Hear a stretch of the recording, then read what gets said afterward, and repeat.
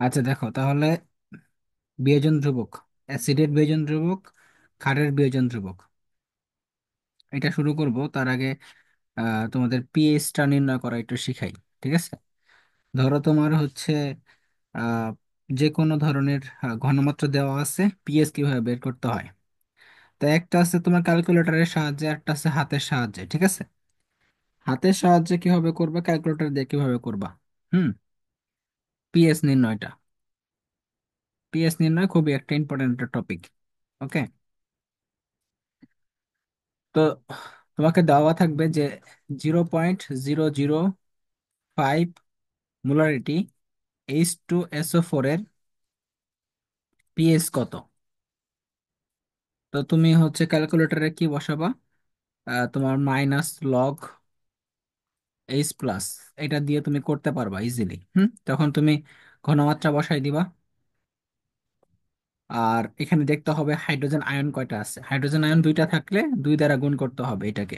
ঠিক আছে, তো এটা হলো তোমার ক্যালকুলেটরে তুমি ঘনমাত্রা বসাই দিলেই তুমি কিন্তু পিএইচ পেয়ে যাবা। বাট আমাকে একটু হাতে হাতে যদি শিখতে হয় যে এরকম অঙ্ক হাতে হাতে কিভাবে করতে হয়, সেটা আমি একটু দেখাই দিই। ধরো তোমার হচ্ছে তোমার লগের মানগুলো মুখস্থ রাখতে হবে। হ্যাঁ, লগের 1 থেকে 10 পর্যন্ত মান মুখস্থ রাখবা, যেহেতু তোমরা অ্যাডমিশন দিবা সামনে।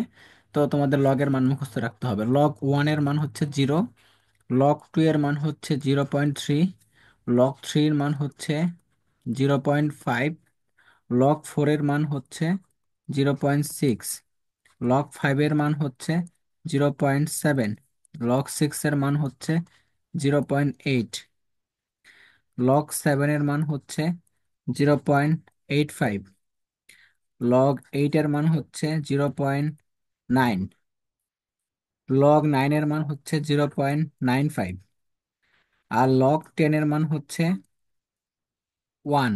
ঠিক আছে,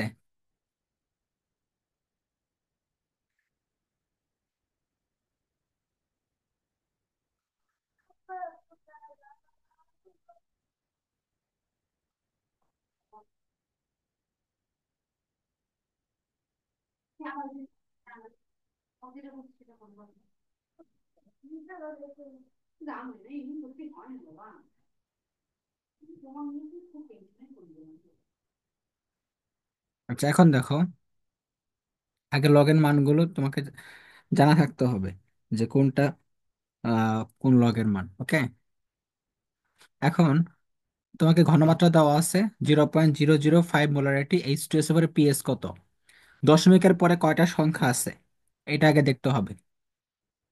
ঠিক আছে, দশমিকের পরে কয়টা সংখ্যা আছে, একটা, দুইটা, তিনটা, তিন ঘর পর্যন্ত আছে, তাহলে 3 লেখলা, 3 লেখলা, মাইনাস লগ, এইখানে দেখো পূর্ণ সংখ্যা কোনটা, 5, 5 হচ্ছে পূর্ণ সংখ্যা। 5 এবং হাইড্রোজেন আছে কয়টা, হাইড্রোজেন আছে দুইটা, তাহলে কি হবে, 5 × 2 = 10, তাহলে লগ 10, তাহলে লগ 10 এর মান কত, লগ 10 এর মান হচ্ছে 1, তাহলে 3 - 1 = 2।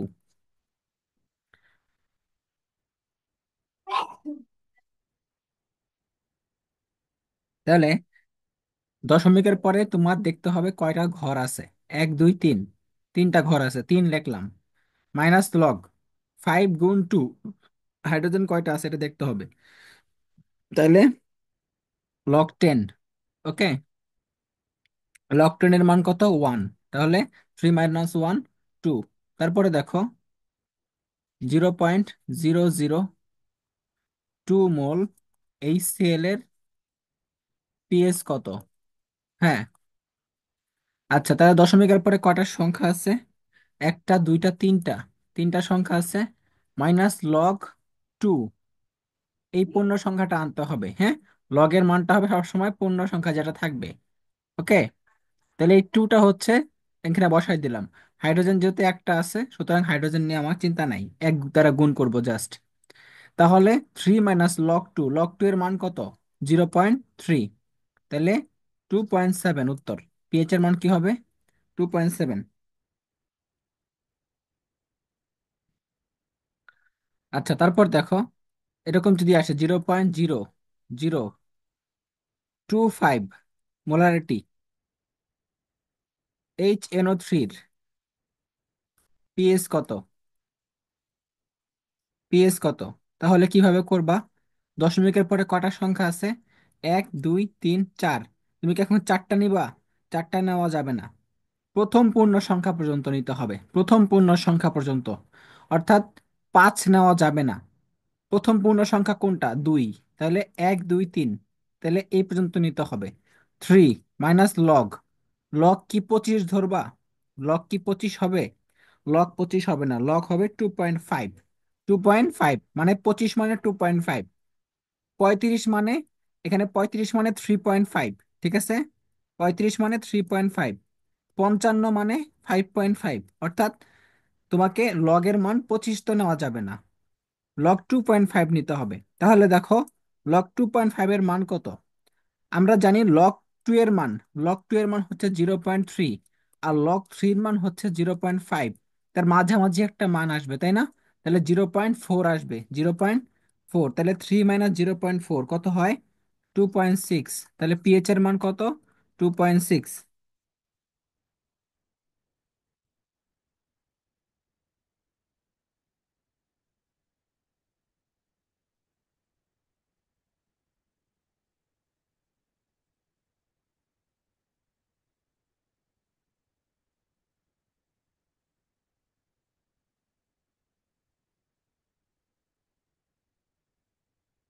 ওকে।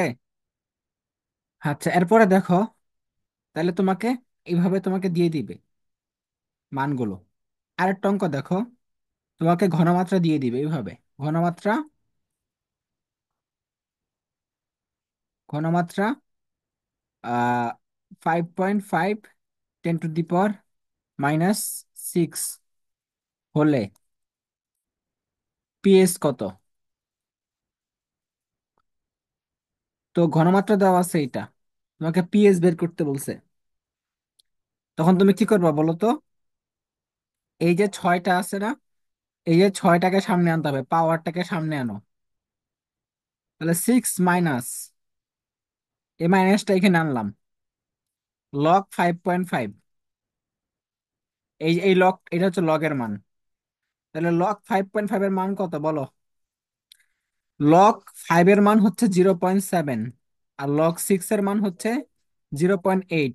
তাহলে মাঝামাঝি একটা মান আসবে, মাঝামাঝি একটা মান আসবে। তাহলে 0.75। তাহলে কত হয়? 5.25। তাহলে পিএস কত? 5.25। আরেকটা করি দেখি, তোমাকে দিয়ে দিল 6 × 10⁻⁻7 ঘনমাত্রা হলে পিএস কত? ঘনমাত্রা দিয়ে দিছে এইটা। তাহলে এই যে 7, এই 7টা সামনে আনো, মাইনাসটা সামনে আনো। লগ 6, লগ 6 এর মান কত? 0.8। তাহলে 6.2 হচ্ছে উত্তর। পিএইচ এর মান কত? 6.2।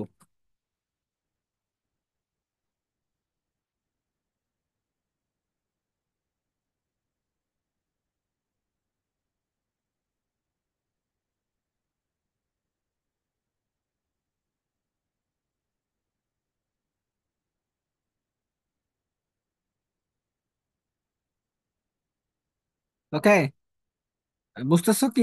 না বুঝলে বইলো, হ্যাঁ। না ভাইয়া, বুঝতে পারছি। আচ্ছা, সাবা বুঝছো? জি ভাইয়া। আচ্ছা দেখো, এরকম থাকবে, হ্যাঁ, এরকম ঘনমাত্রা থাকবে, আবার এরকম থাকতে পারে। তোমাকে বলছে পিএইচ হচ্ছে 6.2 হলে এইচ প্লাসের ঘনমাত্রা কত? ঘনমাত্রা কত? অর্থাৎ তোমাকে পিএইচ দিয়ে দিছে, পিএইচ কত দিছে? 6.2। বলছে এইচ প্লাসের ঘনমাত্রা কত। তাহলে তুমি তখন ঘনমাত্রা বের করবা, হ্যাঁ। পিএইচ দেওয়া আছে, তখন কি করবা জানো? 6.2 এর চেয়ে বড় একটা সংখ্যা নাও, মানে বড় একটা পূর্ণ সংখ্যা নাও। তাহলে কত হয়? 7। 6.2 এর পরে 7 আছে, তাহলে 7টাকে সামনে আনো। কত বিয়োগ করলে 6.2 হয় বলো তো? 0.8 বিয়োগ করলে, 0.8 বিয়োগ করলে 6.2 হয়। এখন লগ কতর মান 0.8 বলো তো? লগ 6 এর মান। তাহলে কি হবে বলো তো? এই 6টাকে এখন সামনে আনবো, 10⁻⁻7, এই মাইনাসটা উপরে চলে যাবে আর 7টা এখানে চলে আসবে, তাই না? তাহলে এই দেখো, আমরা ঘনমাত্রা যখন দেওয়া থাকে ঘনমাত্রা, তখন কিন্তু উল্টা ভাবে করি, তাই না? এভাবে করি না, মানে উল্টে যাচ্ছে আর কি। পিএইচ দেওয়া আছে আমরা এভাবে করলাম, ঘনমাত্রা দেওয়া আছে আমরা এভাবে করব, হ্যাঁ? তাহলে একদম ইজি, জাস্ট একবার খালি বুঝতে পারলে হয়েছে, দুই একবার প্র্যাকটিস করলে এনাফ। তো পিএইচ দেওয়া আছে, তোমাকে এইচ প্লাসে ঘনমাত্রা বের করতে বলবে। তো পিএইচ ধরো এরকম দেওয়া থাকে, পিএইচ হচ্ছে তোমার 6.8, তাহলে ঘনমাত্রা কত? 6.8, তাহলে 6.8-এর চেয়ে একটা বড় সংখ্যা নাও, পূর্ণ সংখ্যা নাও, কত? 7। 7 থেকে কত বিয়োগ করলে 6.8 হয়? 0.2। এখন লগ কতর মান 0.2? আমরা জানি লগ 1-এর মান হচ্ছে 0, আর লগ 2 এর মান হচ্ছে 0.3। তার মানে 0.3 হচ্ছে লগ 2 এর মান, মানে 2 এর চেয়ে একটু কম হবে না? তাহলে কি ধরবো আমরা? লগ লগ 1.7 বা 8 ধরতে পারি কিনা? হ্যাঁ, লগ 1.7 বা 8 ধরি। তাহলে 1.8টাকে সামনে আনবো, 10⁻⁻7, শেষ। ওকে। ভাইয়া এটা আরেকবার একটু বুঝান। হ্যাঁ, আমি কি বললাম দেখো, যে কোনো পিএইচ দেওয়া আছে, যে কোনো ধরনের পিএইচ দেওয়া আছে, তার চেয়ে বড় একটা সংখ্যা নিবা। অর্থাৎ 6.8 দেওয়া আছে, তার চেয়ে বড় কি পূর্ণ সংখ্যা নাও একটা। তো 6.8-এর চেয়ে পূর্ণ সংখ্যা বড় কোনটা? 7। এখন তুমি যদি 8 নাও তাহলে হবে না কিন্তু, 8 নিলে হবে না।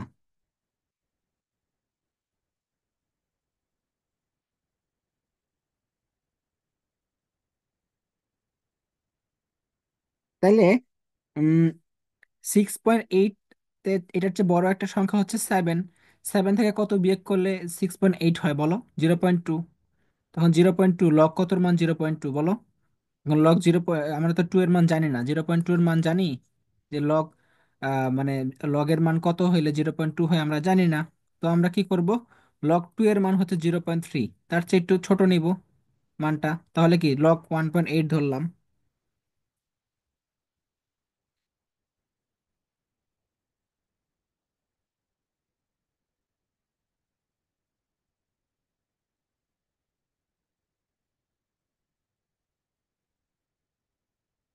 ওকে, আরেকটা করি তাহলে বুঝতে পারবা আরো। তোমার পিএস এর মান 7.4 দেওয়া, ঘনমাত্রা কত? ঠিক আছে। তো 7.4-এর চেয়ে একটা বড় সংখ্যা কি? পূর্ণ সংখ্যা হচ্ছে 8, 8 ধরলাম। মাইনাস কত বিয়োগ করলে 7.4 হয়? 0.6। তাহলে লগ কতর মান 0.6 বলো তো? লগ 4-এর মান। তাহলে 4 × 10⁻⁻8 হয়ে গেল। এখন ক্লিয়ার হয়েছে তো নাকি? হ্যাঁ ভাইয়া বুঝছি। এখন দেখো, পিএইচ দেওয়া আছে তোমার 3, পিএইচ দেওয়া আছে 6, পিএইচ দেওয়া আছে 8, আর একটা পিএইচ দেওয়া আছে 1। এখন বললো ঘনমাত্রা কত? যখন পূর্ণ থাকবে, পিএইচ এর মান পূর্ণ সংখ্যা থাকবে, তখন তুমি একদম ইজিলি করবা 10⁻⁻3, ঘনমাত্রা বের হয়ে গেছে। ঘনমাত্রা শেষ, বের হয়ে গেছে কিন্তু। এটা কি 10⁻⁻6, 10⁻⁻8, 10⁻⁻1। তাহলে পিএইচ যদি পূর্ণ সংখ্যা থাকে, তাহলে ঘনমাত্রা কিন্তু জাস্ট ওইটা পাওয়ার করে দিব, মাইনাস পাওয়ার করে দিব, শেষ।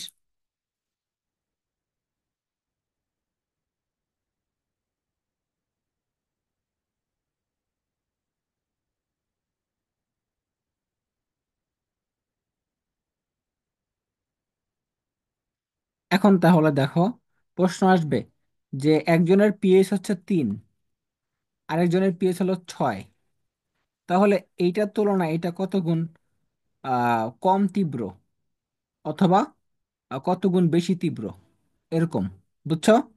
মানে পিএইচ 3 মানে কি? 10⁻⁻3 ঘনমাত্রা। পিএইচ 6 মানে কি? 10⁻⁻6। তার মানে এইটা পিএইচ 3 ঘনমাত্রা বেশি না? pH 6 এ ঘনমাত্রা কম না? তাহলে কত গুণ কম বলো তো? 1000 গুণ কম, তাই না? কত গুণ কম? 1000 গুণ কম। কিভাবে বুঝলা?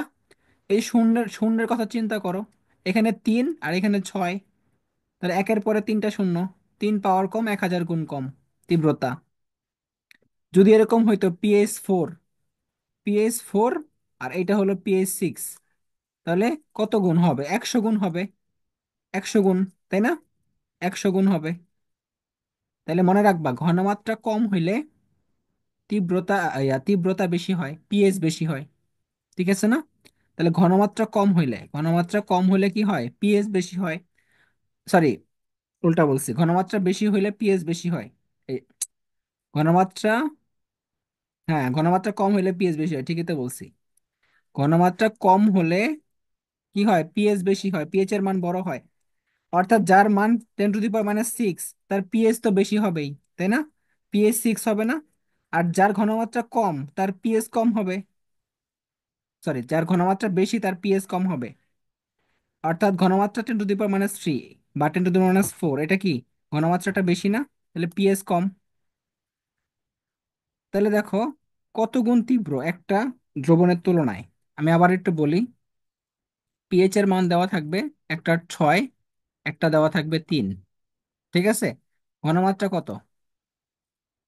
ঘনমাত্রা 10⁻⁶, এটার ঘনমাত্রা 10⁻³ তাই না? আচ্ছা, তাহলে এইটা তুলনায় এটা কত গুণ তীব্র? এইটার তুলনায় এটা কত গুণ তীব্র বলো তো? 1000 গুণ তীব্র। অর্থাৎ যার পিএস কম তার ঘনমাত্রা বেশি। পিএস কম হলে কি হয়? ঘনমাত্রা বেশি হয়। ঠিক আছে? আর পিএস বেশি হলে ঘনমাত্রা কম হয়। ঘনমাত্রা কম হয়। তাহলে এটা মনে রাখবা যে পিএস কম মানে ঘনমাত্রা বেশি, আর পিএস বেশি মানে ঘনমাত্রা কম। তাহলে ক্ষার ক্ষারের পিএস কি বেশি হয় না? ক্ষারের পিএস কি বেশি হয়? তার মানে তার ক্ষারের কি ঘনমাত্রা কম। আর অ্যাসিডের পিএস কম হয়, 1 থেকে 7-এর মধ্যে হয়, তার মানে তার ঘনমাত্রা বেশি। তাহলে ক্ষারের পিএস বেশি আর অম্লের পিএস কম, তাই না? অম্লের পিএস কম, ঘনমাত্রা বেশি। এতটুকু মনে রাখলেই হবে।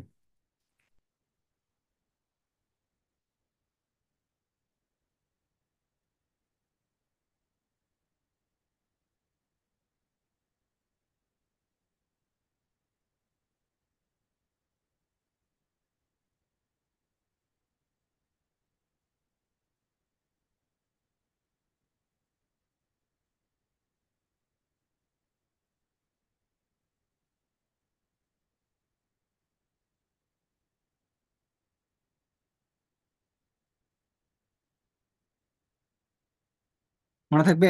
ওকে। এখন আরেকটা জিনিস তোমাদের দেখাই। বললো যে তোমার 10% সোডিয়াম হাইড্রোক্সাইডের পিএস কত, অথবা 10% সোডিয়াম কার্বনেটের পিএস কত, অথবা 1% HCl এর পিএস কত।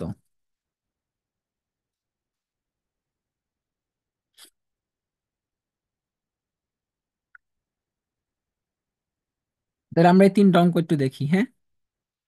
তাহলে 10% বলছে, তাহলে আমরা কি বের করব? প্রথমে ঘনমাত্রা বের করব। পিএস বের করতে গেলে ঘনমাত্রা লাগবে। তাহলে ঘনমাত্রা আমরা কি শিখছিলাম বলো তো? S = 10x/m, 10x/m। অর্থাৎ পার্সেন্টেজ থাকলে আমরা কি করব? 10x/m দ্বারা করব। তাহলে এক্স এর মান কত? এক্স এর মান হচ্ছে 10। আর আণবিক ভর কত? সোডিয়াম হাইড্রোক্সাইডের 40, কত? 40, তাহলে কত হয়? 100/40, তাহলে কত হয়? 2.5। তাহলে ঘনমাত্রা পেয়ে গেলাম কত? 2.5। এখন দেখো তো, ঘনমাত্রা কি আমরা পূর্ণ সংখ্যায় পাইছি না? পূর্ণ সংখ্যায় পাইছি। এখন এখান থেকে কি ডাইরেক্ট পিএস বের হবে? পিএস বের হবে না। প্রথমে বের হবে পিওএইচ এর মান, কারণ এটা ক্ষার দেওয়া আছে। এটা কি দেওয়া আছে? ক্ষার। তাহলে পিওএইচ ইকুয়াল টু কি হবে? লগ 2.5। যেহেতু লগের মানটা দশমিকে আসছে, মানে পূর্ণ সংখ্যায় আসছে, একটা দশমিকে আসছে বাট পূর্ণ সংখ্যায়, তার মানে তুমি জাস্ট লগের মানটা বসাই দিবা। লগ 2.5 এর মান কত বলো তো? লগ 2.5 এর মান হচ্ছে 0.4। কিভাবে বুঝলা? কারণ লগ 2 এর মান হচ্ছে 0.3, আর লগ 3 এর মান 0.5। তাহলে মাঝামাঝি মানটা কি? 0.4। তাহলে 2.5 এর মান কত পাইলাম? 0.4। এখন পিএস কত হবে তাহলে? 14 - 0.4, 13.6। উত্তর কত? 13.6।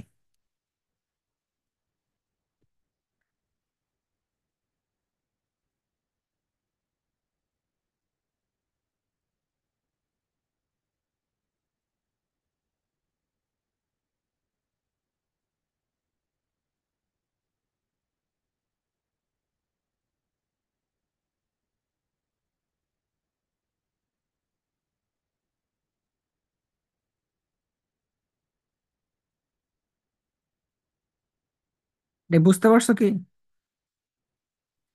ভাইয়া কথা বোঝা যায় নাই শেষে।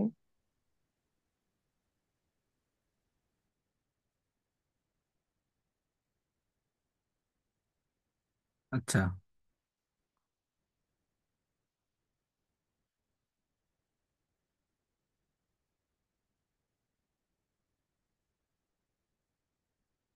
আচ্ছা, তাই আমি কি বলছিলাম? বলছি যে তোমার কোন পর্যন্ত বোঝা গেছে বলো? ঘনমাত্রা পর্যন্ত বোঝা গেছে না? হ্যাঁ, ঘনমাত্রা পর্যন্ত কথা বোঝা গেছে। আচ্ছা, তাহলে এখন ঘনমাত্রা বের করার পরে তোমাকে কি বের করতে হবে? পিওএস। কেন পিওএস বের করবা? পিওএইচ, কারণ এটা ক্ষার। এটা কি? ক্ষার। ক্ষারের তো পিএ সরাসরি বের করা যায় না, আগে পিওএস বের করতে হয়। তাহলে পিওএস কত বের হয় দেখো, লগ 2.5। এখন আমি লগ ডাইরেক্ট 2.5 বসাই দিব। কেন? কারণ এটা পূর্ণ সংখ্যা এবং দশমিকে আছে।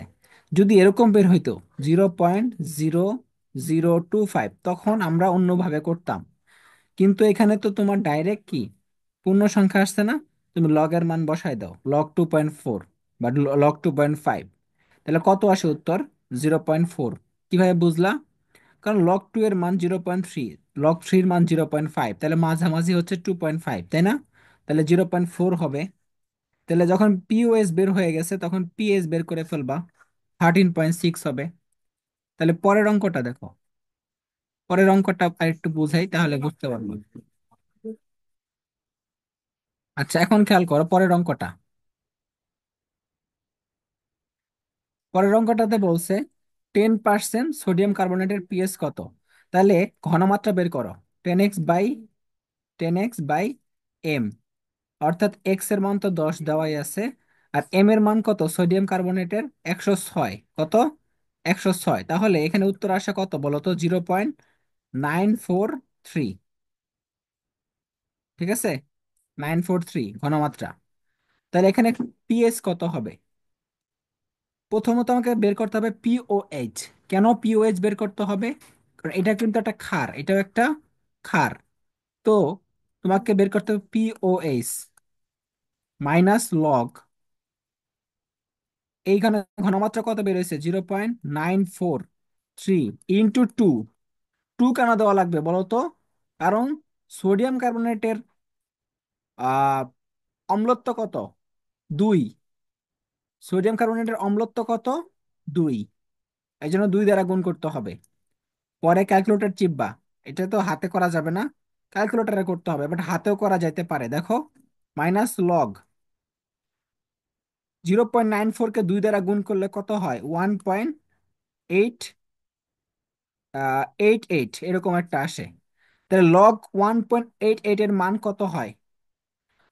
তাহলে 0.3 চেয়ে একটু কম হবে, অর্থাৎ 0.27 এরকম কিছু একটা আসবে। 0.27 আসলো। তাহলে এটা পিওএইচ বের হয়ে গেল।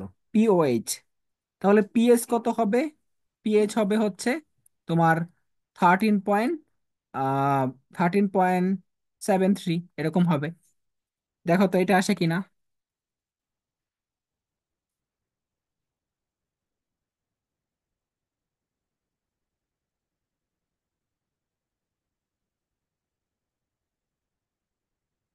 ক্যালকুলেশন করে দেখো। 13.72। হ্যাঁ, 13.72 আসে, তাহলে কাছাকাছি।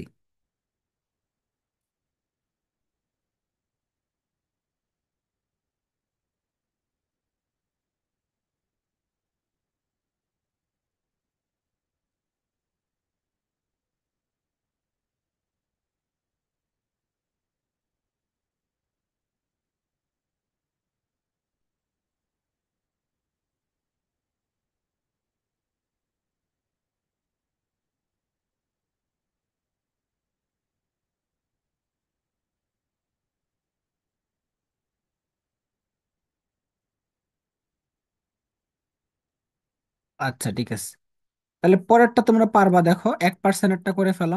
1%, 10x/m, তাহলে কত হয়? 10 × 1/m এর মান কত? 36.5। এখান থেকে ঘনমাত্রা বের করো, ঘনমাত্রা কত হয় তখন। যেহেতু এইচসিএল বলছে, এইচসিএল বললে তো আর নতুন করে পিওএইচ বের করতে হবে না, ডাইরেক্ট পিএইচ বের করতে পারবা। PH equal to minus log, লগের মান কত বের হয় এখানে বসাই দিবা, শেষ। ঘনমাত্রাটা এখানে বসাই দিবা।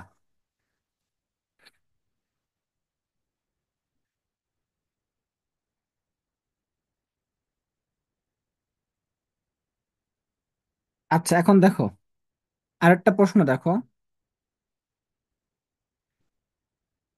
চুনের পানির পিএইচ, চুনের পানির পিএইচ 10,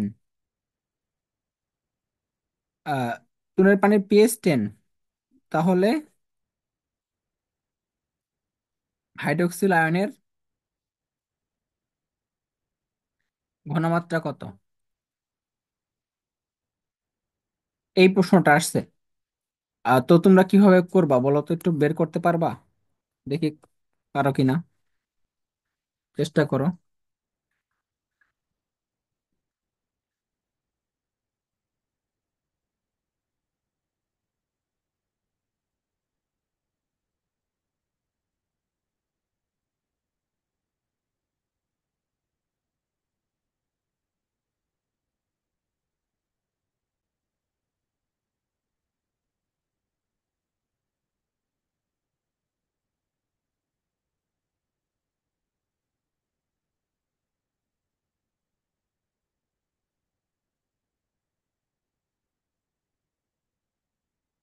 কত বলো তো ঘনমাত্রা?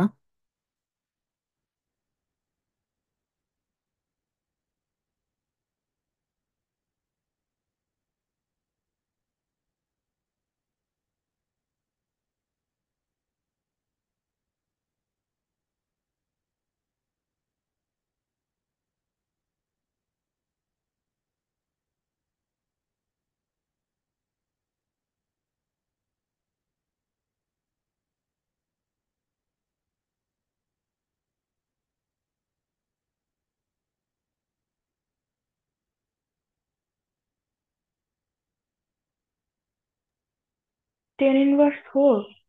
হ্যাঁ, 10/4 আসবে।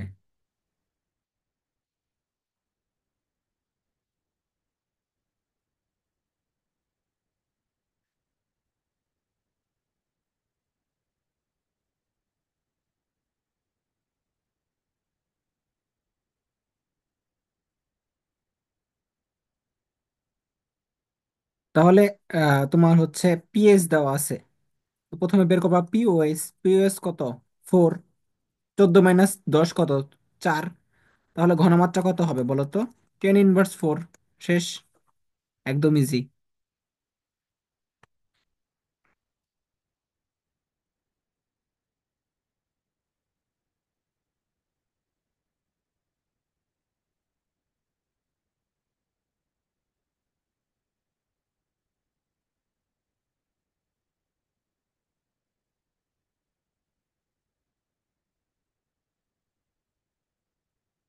আচ্ছা এখন দেখো তোমাদের সাম্য ধ্রুবক বের করতে হবে, হ্যাঁ। সাম্যাধ্যাপক বের করা শিখতে হবে।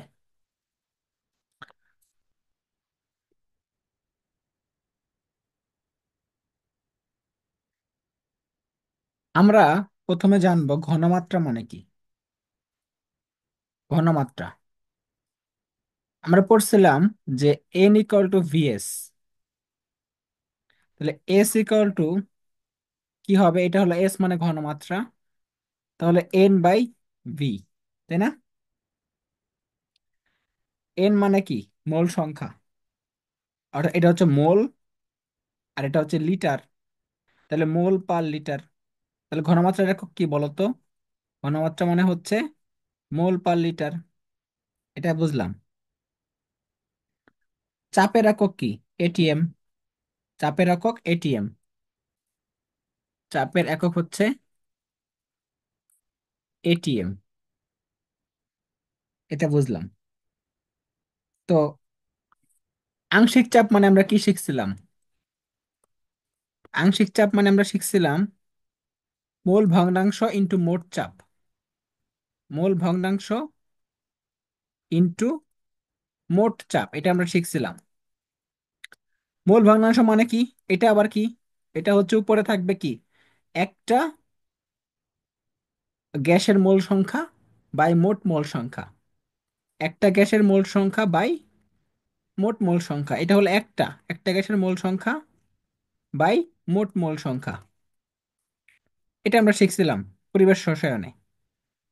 এটা আংশিক চাপ আমরা বের করছিলাম, অনেক অঙ্ক করছি এখান দিয়ে।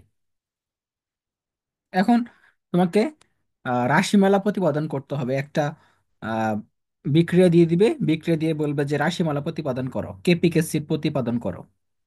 কেপি মানে হচ্ছে আংশিক চাপ আর কেসি মানে হচ্ছে ঘনমাত্রা। বুঝতে পারছো? তাহলে দেখো,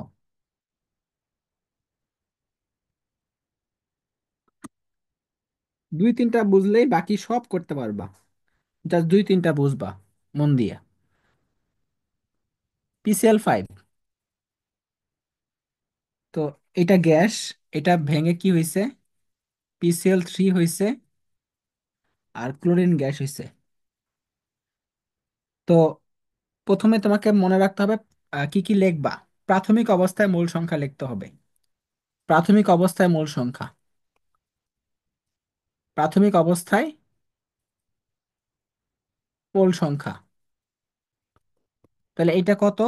প্রাথমিক অবস্থা এটা 1 ধরবো, এটাকে ধরবো হচ্ছে 0, এটা 0। যখন সাম্যাবস্থায় যাবে, অর্থাৎ বিক্রিয়া করার পরে সাম্যাবস্থায় যাবে। সাম্যাবস্থা মানে কি? উভমুখী বিক্রিয়াতে সম্মুখমুখী বিক্রিয়ার হার এবং পশ্চাৎমুখী বিক্রিয়ার হার কি হবে? সমান হবে। সেটা হলো সাম্যাবস্থা।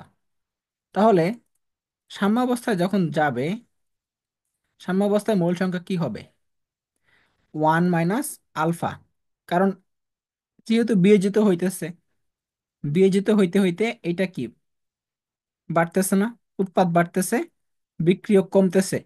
একটা সময় যায় দুইজনের কি গতি সমান হয়ে গেছে। তো এটাকে ধরবো আমরা আলফা, এটা আলফা। আলফা মানে বিয়োজন মাত্রা, ঠিক আছে? আলফা মানে বিয়োজন মাত্রা। তো পাত্রের আয়তন কত? পাত্রের আয়তন হচ্ছে ভি। পাত্রের আয়তন, পাত্রের আয়তন হবে ভি। তাহলে পিসিএল 5 এর ঘনমাত্রা কি হবে বলো তো? পিসিএল 5 এর ঘনমাত্রা, পিসিএল 5 এর ঘনমাত্রা কি হবে? ইকুয়াল টু 1 - আলফা/ভি, অর্থাৎ মোল সংখ্যা বাই আয়তন।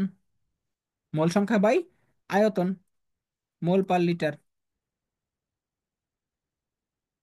তারপরে পিসিএল 3 কি হবে? পিসিএল 3 হবে আলফা/ভি।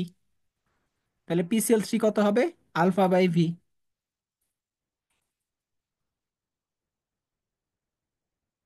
পিসিএল 3 এটা হবে হচ্ছে আলফা/ভি।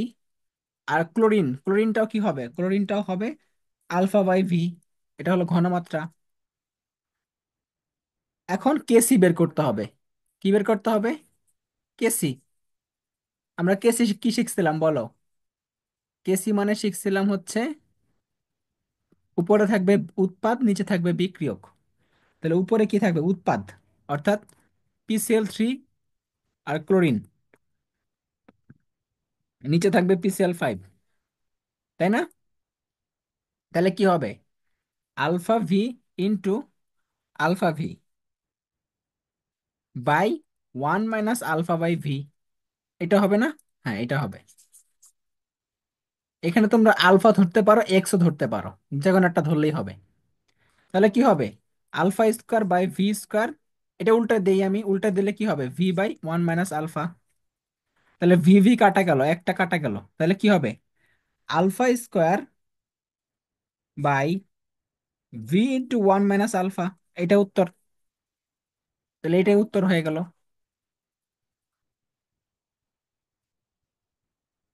এখন অঙ্ক আসলে কি করব?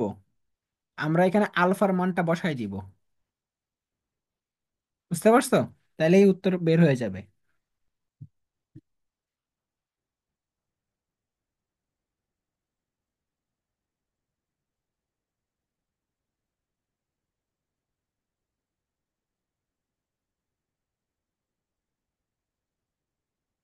এখন দেখো, কেপি কেপি কিভাবে বের করব? কেপি বের করতে হলে আমাকে কি লাগবে? মিশ্রণের মোট চাপ লাগবে এবং মোল সংখ্যা লাগবে, তাই না? সাম্যাবস্থায় মোট মোল সংখ্যা লাগবে। তাহলে সাম্যাবস্থায় সাম্যাবস্থায় মোট মোল সংখ্যা কত বলো তো? সাম্যাবস্থায় 1 - alpha plus alpha plus alpha. তাহলে আলফা আলফা কাটা, তাহলে 1 + আলফা। একটু আগে তো আমরা করলাম, তাই না? একদম শুরুতেই PCl5 1 - আলফা, আর PCl3 হচ্ছে আলফা, আর ক্লোরিন 2 হচ্ছে কি আলফা। সব যোগ করে দেব, মোট মোল সংখ্যা। তাহলে কি হবে বলো তো? এটা পেয়ে গেলাম আমরা মোট মোল সংখ্যা। তাহলে PCl5 এর আংশিক চাপ কত? পিসিএল ফাইভ পিসিএল ফাইভ এর আংশিক চাপ হচ্ছে, উপরে থাকবে PCl5 এর মোল সংখ্যা, নিচে হচ্ছে মোট মোল সংখ্যা ইন্টু মোট চাপ। তারপরে PCl3 আংশিক চাপ কত হবে? উপরে থাকবে হচ্ছে PCl3 মোল সংখ্যা বাই মোট মোল সংখ্যা ইন্টু মোট চাপ। আর ক্লোরিনেরটা কি হবে? ক্লোরিনেরটা এটাও সেম, এটাও সেম হবে, তাই না? কারণ দুইজনেরই কিন্তু মোল সংখ্যা সমান। সো একই উত্তর আসবে এখানে।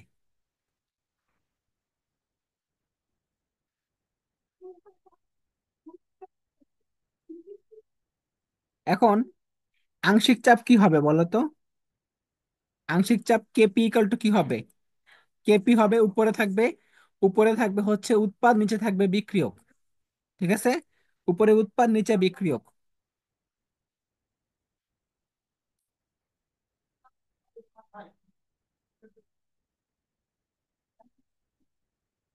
তাহলে এখন কি হবে বলো তো? কেপি ইকাল টু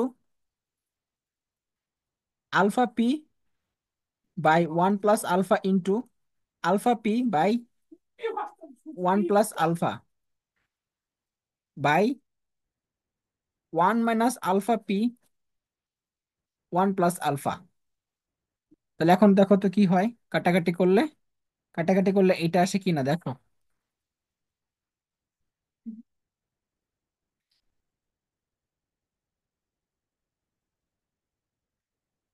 এটা কিভাবে আসছে?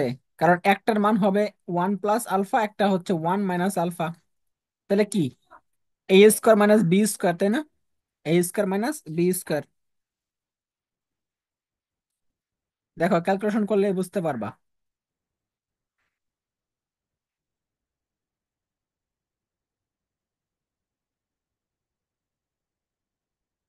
আবার বুঝছো?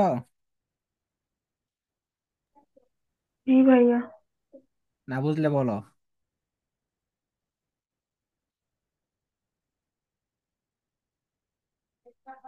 তাহলে আরেকটা করাই, তাহলে বুঝতে পারবা আরো ভালো মতো। দেখো,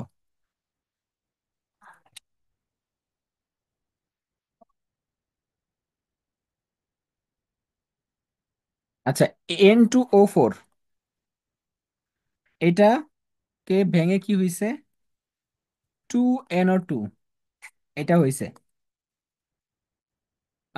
তো আমাদের প্রথমে কি লিখতে হবে? প্রাথমিক অবস্থায় মোল সংখ্যা। প্রাথমিক অবস্থায় এটা বুঝতে পারলে অঙ্ক করতে পারবা। এগুলো বুঝতে পারলে অঙ্ক করা কিন্তু একদম ইজি অধ্যায়। প্রাথমিক অবস্থায় মোল সংখ্যা, তাহলে এটা কত হবে? ওয়ান। প্রাথমিক অবস্থায় হচ্ছে সবসময় এটা ওয়ান, তাই না? এক মোল আছে। আর এইটা হবে জিরো, তাই না? আচ্ছা, সাম্য অবস্থায় যখন যাবে, সাম্য অবস্থায় মোল সংখ্যা, তাহলে এটা কি হবে? One minus alpha.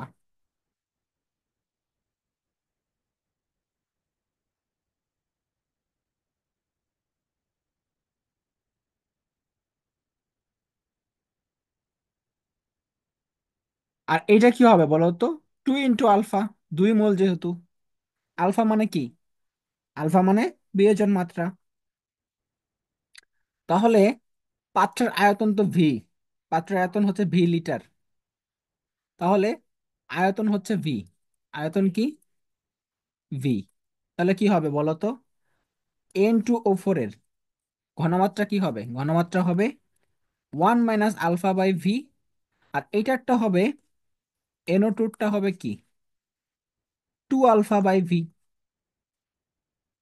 তাহলে কে সি ইকাল টু কি হবে? উপরে থাকবে উৎপাদ, নিচে থাকবে বিক্রিয়ক। উৎপাদ কোনটা? এই যে এটা হলো উৎপাদ। তাহলে NO2 কয়টা আছে বলো তো? দুইটা আছে। এই দুইটা কি হবে? স্কোয়ার হয়ে যাবে না এখানে? এখানে স্কোয়ার হয়ে যাবে। এখানে স্কোয়ার হয়ে যাবে, এটা কিন্তু আগেও শিখাইছি। তাহলে স্কোয়ার হয়ে গেল। তাহলে এখন বসায় দাও মানটা। NO2 এর মান কত?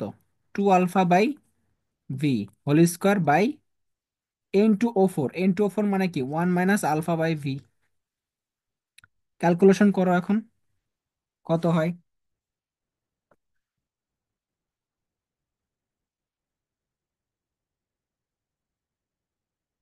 ক্যালকুলেশন করলে দাঁড়ায় হচ্ছে 4 alpha square by V square এটা উপরে চলে গেলে হবে V by one minus alpha. তাহলে ভি ভি কাটা, একটা ভি থাকে। তাহলে 4 alpha square by V one minus alpha এটা থাকে। বুঝতে পারছো? এটা উত্তর। অর্থাৎ কেসির মানটা পেয়ে গেলাম আমরা। তাহলে কেপি কি হবে? কেপির জন্য আমাদের লাগবে মোট মোল সংখ্যা। কি লাগবে? মোট মোল সংখ্যা।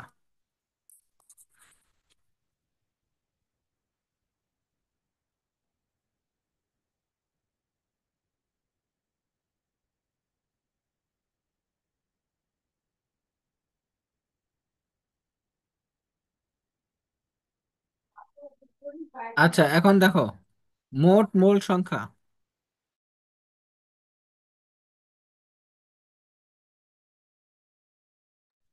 আচ্ছা, মোট মোল সংখ্যা দেখো।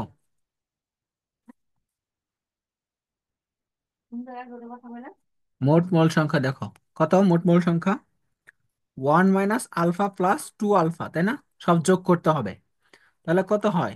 One plus alpha. One plus alpha. তাহলে আংশিক চাপ কি হবে? আংশিক চাপ বলো। আংশিক চাপ N2O4 এটারটা হবে হচ্ছে one minus alpha by one plus alpha into P, আংশিক চাপ। আর NO2 এটারটা হবে কি বলতো? Two alpha by one plus alpha into P. বুঝতে পারছো? তাহলে এখন মান বসাও, উত্তর হয়ে যাবে।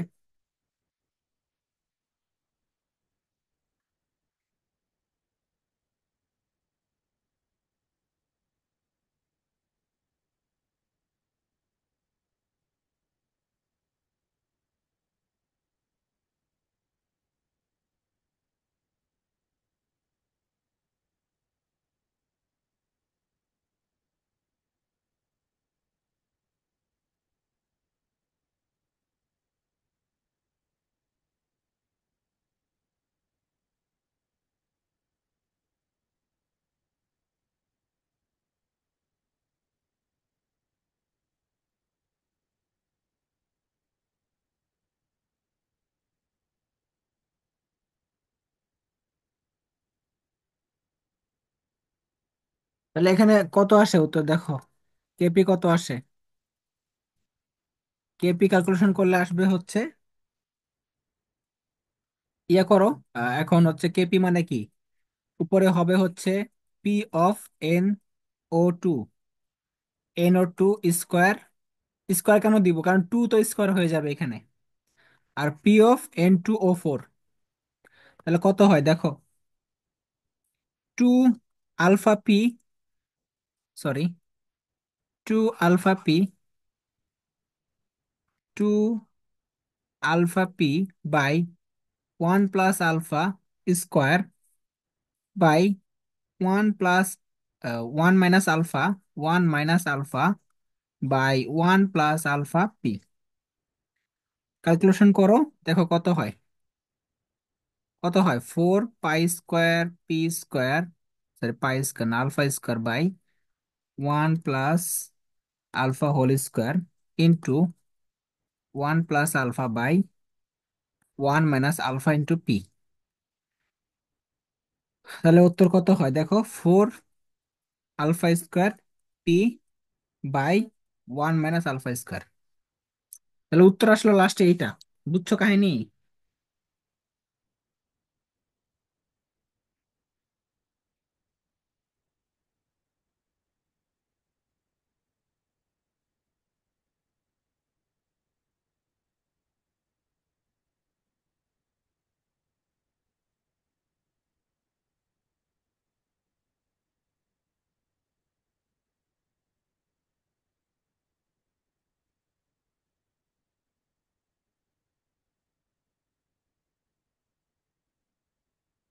সাদিয়া বুঝছো? হ্যাঁ ভাইয়া, বুঝতে পারছি। সাবা বুঝছো? জি ভাইয়া, বুঝেছি। তাহলে একটা করো দেখি। এটা পারলে সব পারবা, বাকি যা যা আছে পৃথিবীতে। হ্যাঁ,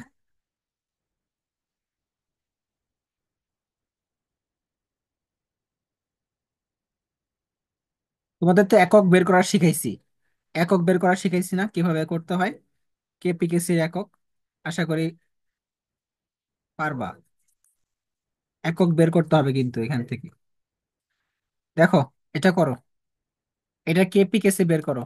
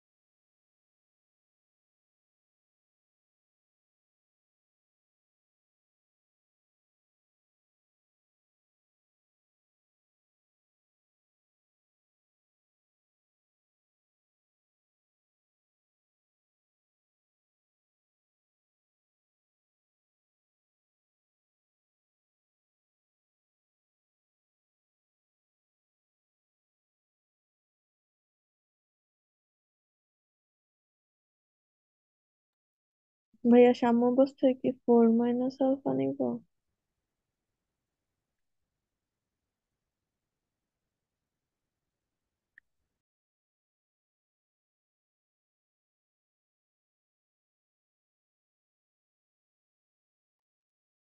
4 - আলফা কেন নিবা? দেখো প্রাথমিক অবস্থায়, আমি এই প্রাথমিক অবস্থা বলে দেই। প্রাথমিক অবস্থায় যে মোল সংখ্যাটা আছে, প্রাথমিক অবস্থাতে কি নিবা বলো তো? এটা নিবা 1, এটা নিবা 3, আর এটা নিবা 0। এ পর্যন্ত বুঝছো? পরে যেহেতু এটা বিয়োজিত হবে, সাম্য অবস্থায় কি বিয়োজিত হবে অবশ্যই।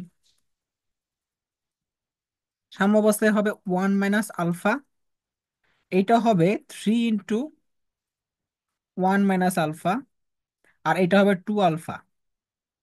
তাহলে এটা হবে 3 - 3 আলফা, এটা এরকম হবে। তাহলে বিয়োজন মাত্রা যেহেতু বের হয়ে গেছে, এখন তুমি যা ইচ্ছা তাই করতে পারবা। তাহলে কেসি ইকাল টু কি হবে বের করে ফেলো। লাস্টে তোমার এটা বের হয় কিনা দেখো, না হইলে আমি আবার করে দেব। 4 alpha square V square by 27 1 - alpha to the power 4। এটা আসে কিনা দেখো।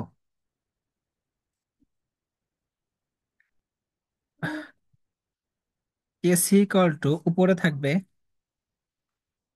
2 alpha by V whole square into, এখানে নিচে থাকবে 1 - alpha by V into 3 - 3 alpha by V whole cube. এটা থেকে পরে তোমার এটা বের করতে হবে।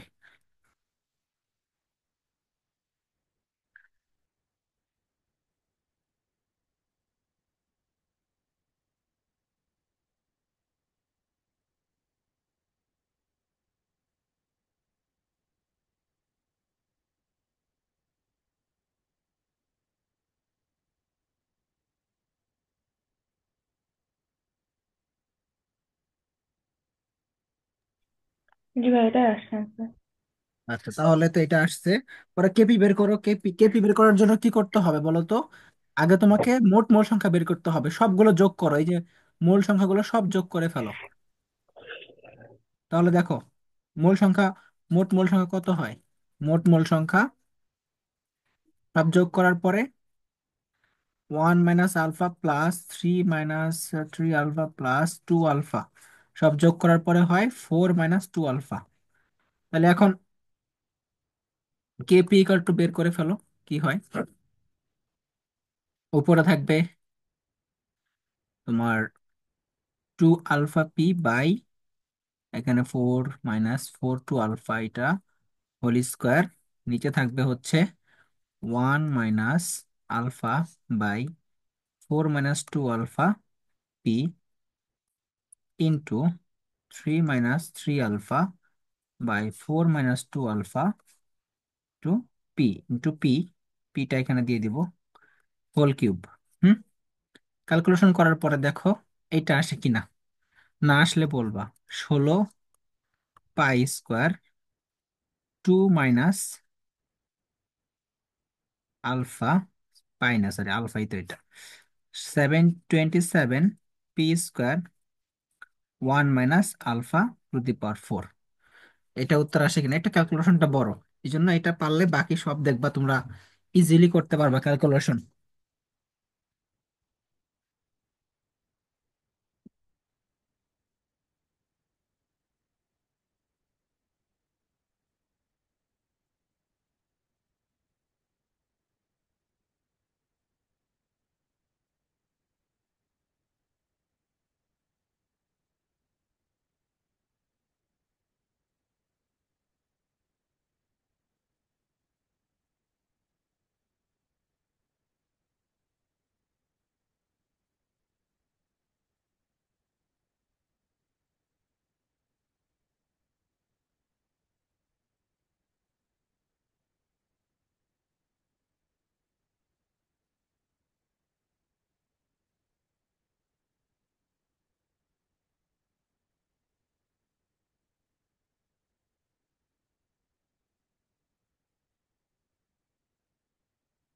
এটা কি বের হইছে উত্তরটা?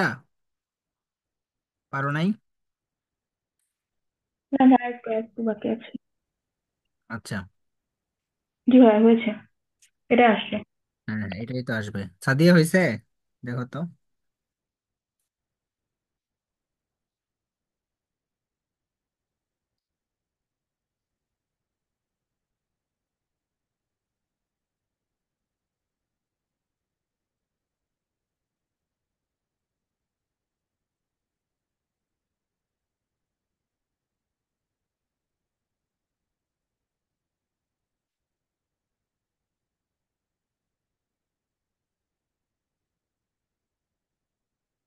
সাদিয়া কি উত্তর আসছে এটা? আসছে ভাইয়া। তো বলবো একটু না? কথা শুনতে চাই। দেখো তোমাদের এখন এই যে কেপি কেসি একটা সম্পর্ক আছে, KP equal to KC R T del N. এই সম্পর্কটা মনে রাখতে হবে। তাহলে তোমাকে আহ হয়তো তুমি প্রশ্ন থেকে কেসির মানটা বের করার পরে বলবে যে কেসি কেপি সম্পর্কটা লেখো, অথবা কেপির মান বের করলা, কেসির মান কত বের করো। অবজেক্টিভে কিভাবে আসবে? অবজেক্টিভে শুধু আসবে ডেল এন এর মান। এটা দিয়ে বেশিরভাগ সময় আসে। ডেল এন এর মানটা বের করতে পারলে হয়ে যায়। তাহলে একটু খেয়াল করো, তোমাকে এই যে বিক্রিয়াটা দিলাম N2 + 3H2, সবাই হচ্ছে গ্যাস। আর এখানে হবে 2NH2। তাহলে ডেল এন এর মান কত? ডেল এন কত হবে? এখানে 2 মোল, উৎপাদ হচ্ছে 2 মোল, 2 - 4, বিক্রিয়ক হচ্ছে 4 মোল মোট। তাহলে -2 আসে, তাই না? -2। তাহলে কেপি ইকুয়াল টু কি কি হবে? কেসি আর টি, ডেল এন এর মান কত? -2। আর এর মান হচ্ছে 8.31। এটা এসআই এককে ধরতে হবে। এটার মানটা আসবে এসআই এককে, মনে থাকবে।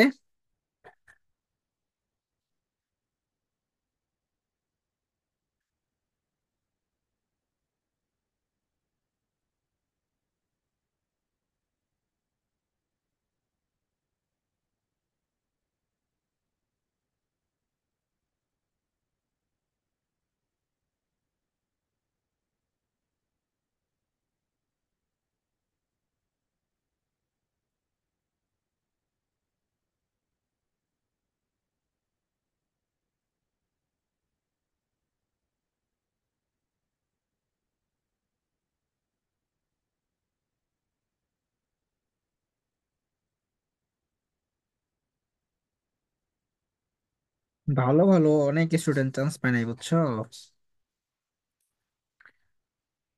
এই যে ওটা আন্দোলন হইলো, আমার ফ্রেন্ড লিস্টে একজন আছে, সে 40 পায় চান্স পাইলো মুক্তিযোদ্ধা কোটা দিয়া। তাহলে লাভ কি হইলো? একজন 73 পায় চান্স পাইলো না, আর একজন 40 পায় চান্স পাইলো। তা আন্দোলন করে কি লাভ হইলো?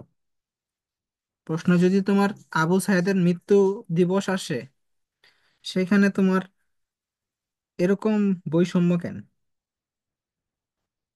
হ্যাঁ, ভাইয়া মাত্র 40-এ চান্স হয়ে গেছে। 40-এ, 42-এ, 44-এ কতজন গুলা চান্স পারো তুমি? প্রায় 20-25 জন চান্স। 37-এও নাকি সেকেন্ড। দেখলাম 5 মার্ক তোলা নাই, তবু হয়েছে।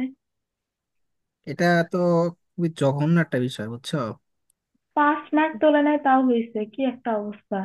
ভাইয়া আমার 74 স্টুডেন্টের পায়ও চান্স পায় নাই সেকেন্ড টাইমের জন্য। 70 পায়েও চান্স পেল না, আর সে 40.35 পায় চান্স পাইছে, বা 40.5। পরে ওরে মেসেজ দিলাম যে, ওই মেয়েটারে মেসেজ দিলাম যে চান্স পাইছো? কয় কি, জি ভাইয়া চান্স পাইছি। কত পাইছো? সে তো জানে না যে তার রেজাল্ট আমি দেখে ফেলেছি আগেই, বুঝছো? কি একটা অবস্থা! 40 পায় যদি চান্স পায়, তাহলে এই পরীক্ষা দেওয়ার কি দরকার? আরে এমনিতে সিলেক্ট করে নিত।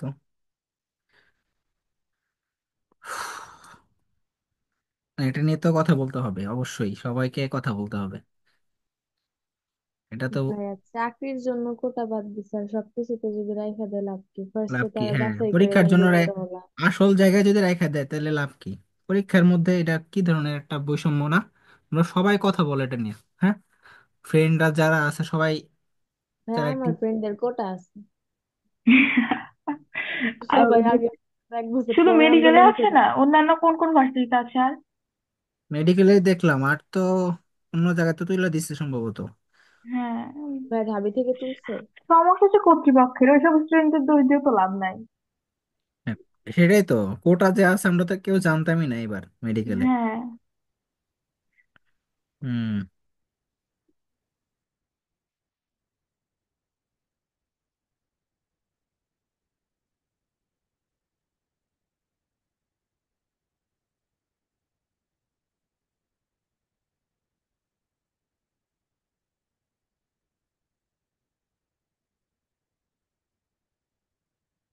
হুম।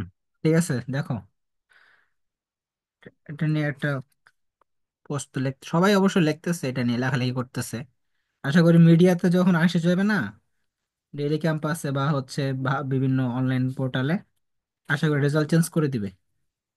কারণ এই রেজাল্ট তো আমরা মানবো ভাইয়া, না। আমি মেডি গ্রুপে, আমাদের মেসেঞ্জার গ্রুপ যেটা আছে ওখানে যে বলছে যে এখনো কি এসএসটিও আছে। পরে দু একজন এটা নিয়ে কথা বলতে, বাট অপু ভাইয়া তো কোনো কিছু বলেনি।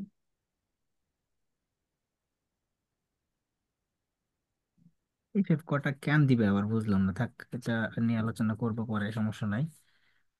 ফেভ কটা বাদ দিতেই হবে, কোনো, এটা তো মানা যায় না। একটা ছেলে এত কষ্ট করে 0.5 মার্কের জন্য চান্স পাইলো না, আরেকজন 40 চান্স পাইলো। এটা তো কিভাবে মানবো আমরা? দেখো,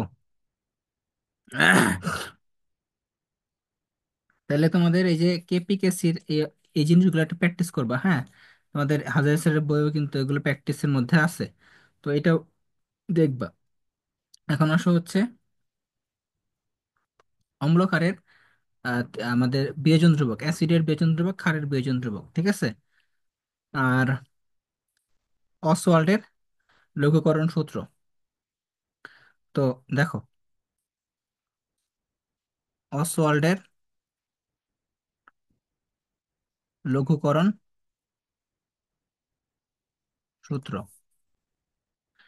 তো তিনি বলছে, এই সাদি এটা কি করাইছিলাম, এই এই সূত্রটা করাই নাই তাই না? মৃদু অ্যাসিড বা ক্ষারকের বিয়োজন মাত্রা ওই অ্যাসিড বা ক্ষারকের বা ক্ষারক দ্রবণের ঘনমাত্রার বর্গমূলের ব্যস্তানুপাতিক।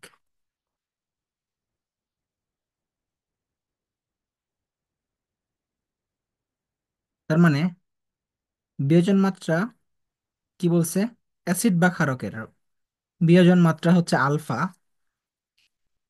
এই আলফা হচ্ছে অ্যাসিড বা ক্ষারকের দ্রবণের ঘনমাত্রার বর্গমূলের ব্যস্তানুপাতিক। তাহলে এটা হচ্ছে আলফা আর এটা হচ্ছে সমানুপাতিক। দিলাম 1/√c, সি মানে ঘনমাত্রা। এই এই আলফা মানে হচ্ছে অ্যাসিড বা ক্ষারকের বিয়োজন মাত্রা, আর এটা সমানুপাতিক চিহ্ন, বুঝছো? অ্যাসিড বা ক্ষারকের বিয়োজন মাত্রা,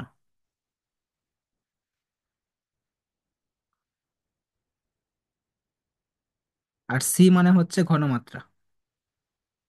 তাহলে ঘনমাত্রা বর্গমূলের ব্যস্তানুপাতিক।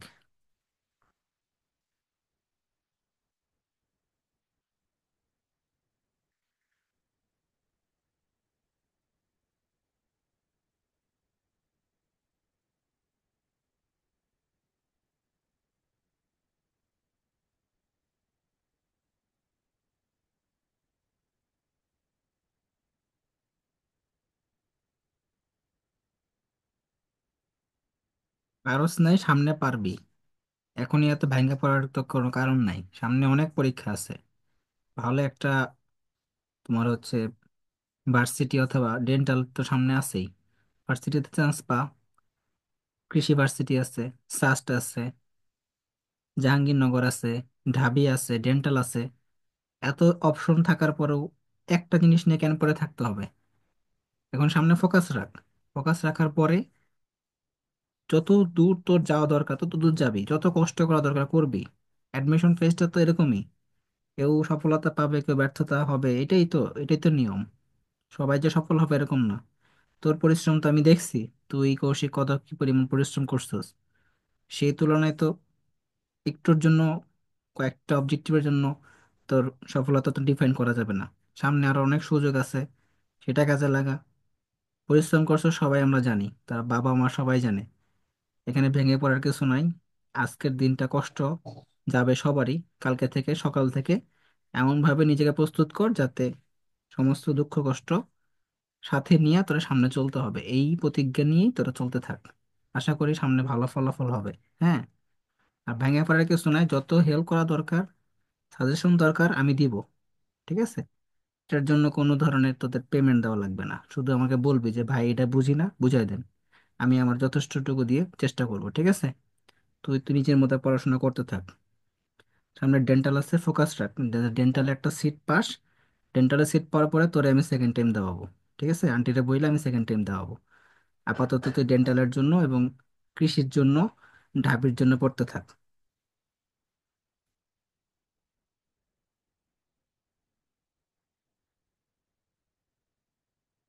আচ্ছা দেখো, অ্যাসিড বা ক্ষারকের বিয়োজন মাত্রা।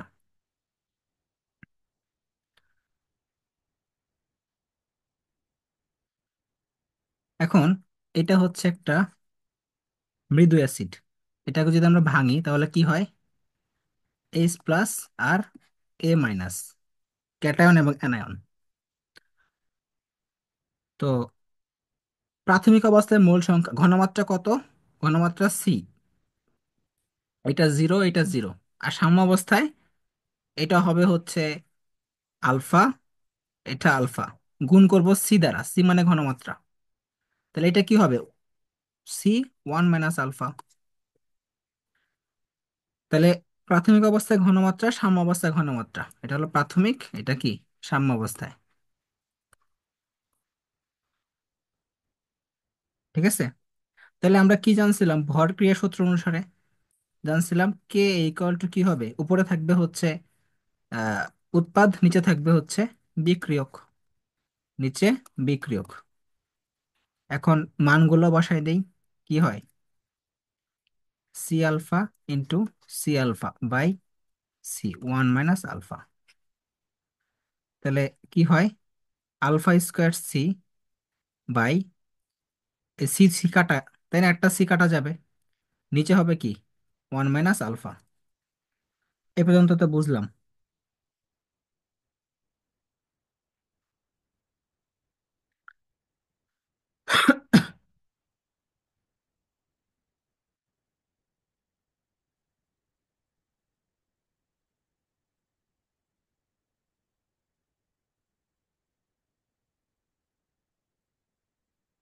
তাহলে মনে রাখবা, অ্যাসিডের ক্ষেত্রে,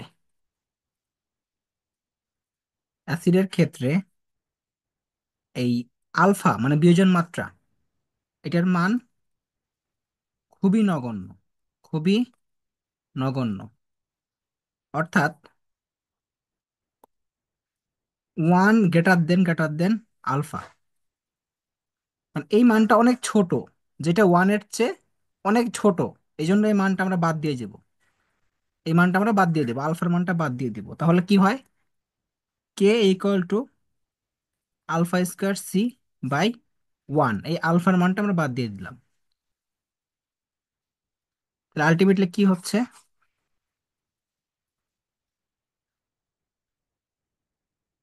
alpha square C equal to K. Alpha square equal to K one by C. এখন রুট করে দিব, এই পাশে চলে যাবে। তাহলে আলফা ইকুয়াল টু কি হবে? Alpha equal to root over K by C. K মানে কি? অ্যাসিডের বিয়োজন ধ্রুবক। কে মানে অ্যাসিডের বিয়োজন ধ্রুবক।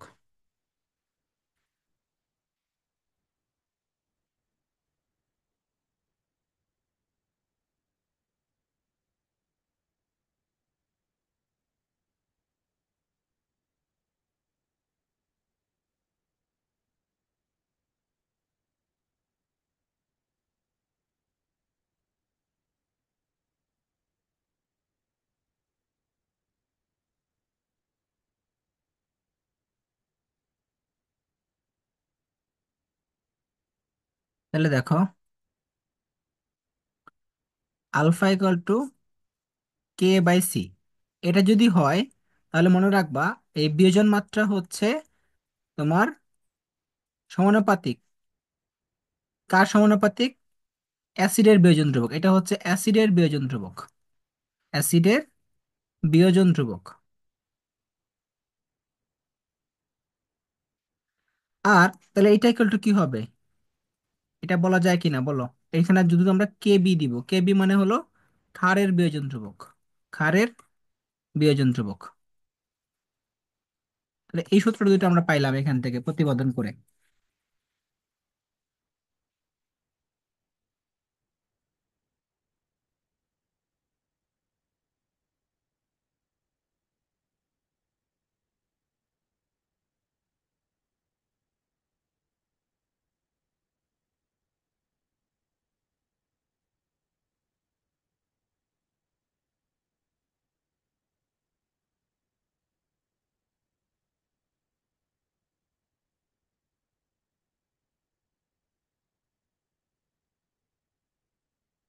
বুঝছো?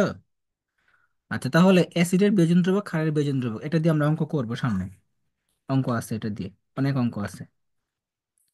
তাহলে ক্ষারকেরটা প্রতিপাদন করা শিখে যাবা। হ্যাঁ, ক্ষারকেরটা প্রতিপাদন করবা একটা মৃদু ক্ষার দিয়ে। একটা মৃদু ক্ষার, ধরো এইটা একটা মৃদু ক্ষার। এই মৃদু ক্ষার দিয়ে তোমরা প্রতিপাদন করে ফেলবা ভি প্লাস ও এস মাইনাস। একদম সেম প্রতিপাদন, শুধুমাত্র আমরা কে এর জায়গায় বলবো কেবি। তো তোমাদের পরীক্ষার গ নাম্বারে এটাও আসতে পারে যে আহ, এটার নাম অ্যাসিটিক অ্যাসিড। এটা একটা মৃদু অ্যাসিড। হ্যাঁ, এই মৃদু অ্যাসিড দিয়ে তুমি এই অসওয়াল্ডের সূত্রটা প্রতিপাদন করো। এই ইথানোয়িক অ্যাসিডকে দিয়ে তুমি অসওয়াল্ডের যে সূত্রটা আছে এটা প্রতিপাদন করো, একদম সেম উপায়ে করবা। হ্যাঁ, তো এটা ভাঙলে কি হবে? CH3, C double O minus, আর এইচ প্লাস। তাহলে কে এ ইকুয়াল টু কি হবে? উপরে হবে উৎপাদ, নিচে হবে বিক্রিয়ক। তারপরে C alpha into C alpha, হ্যান ত্যান যেভাবে করছি করে দিবা।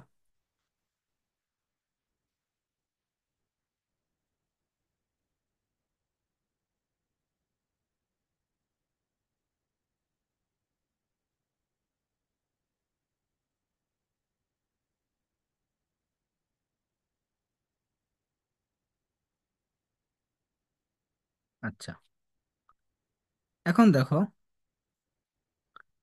তোমাদের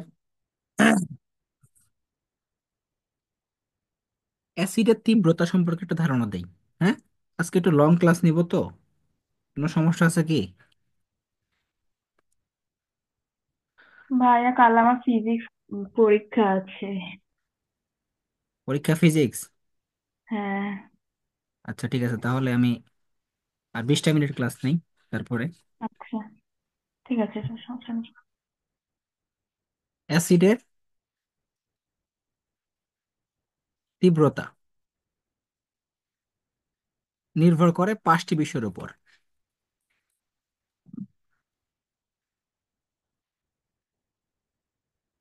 5টি বিষয়ের উপর, তার মধ্যে একটা হচ্ছে অ্যাসিডের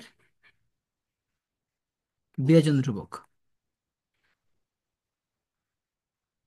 যেটাকে আমরা বলি কে এ। 2 নম্বর হচ্ছে কেন্দ্রীয় মৌলের জারণ মান। কেন্দ্রীয় মৌলের জারণ মান। 3 নম্বর হচ্ছে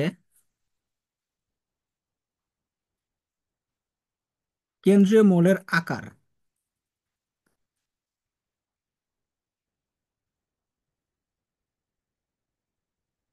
4 নম্বর হচ্ছে অ্যানায়নের আকার।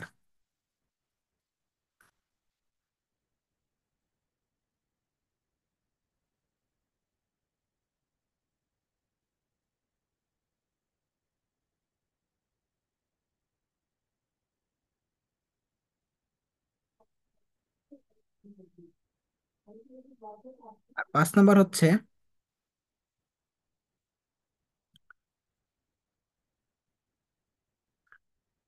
নাম্বারটা যে কি, এটা পরে বলবো, মনে পড়লে বলবো নি। এখন দেখো, 1 নাম্বারটাকে খেয়াল করো। অ্যাসিডের বিয়োজন ধ্রুবক যত বেশি হবে, অ্যাসিডটা তত বেশি তীব্র হবে। ঠিক আছে?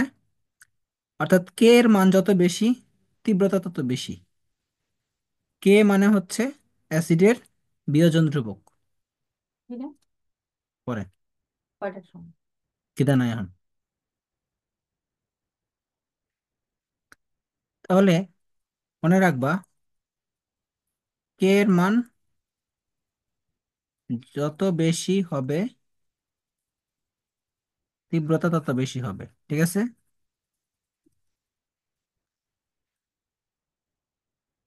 তাহলে মনে রাখবা, hydrogen iodide, hydrogen chloride, hydrogen bromide. মনে রাখবা, হাইড্রোজেন আয়োডাইড এইটার তীব্রতা সবচেয়ে বেশি, কে এর মান সবচেয়ে বেশি। তারপরে হাইড্রোজেন ব্রোমাইড, তারপরে হাইড্রোজেন ক্লোরাইড। তো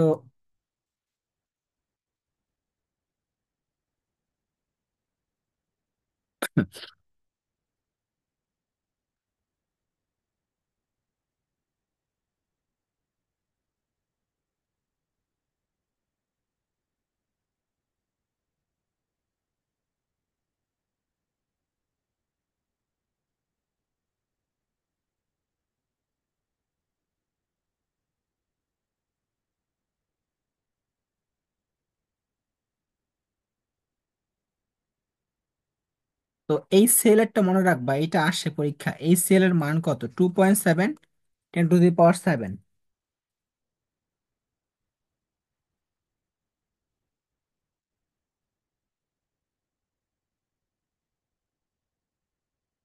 আর এইটারটা হচ্ছে 10⁻11 সম্ভবত, 10⁻11। আর এটা 10⁻10। তো এক এক বই এক এক মান দেওয়া আছে এটার। ঠিক আছে?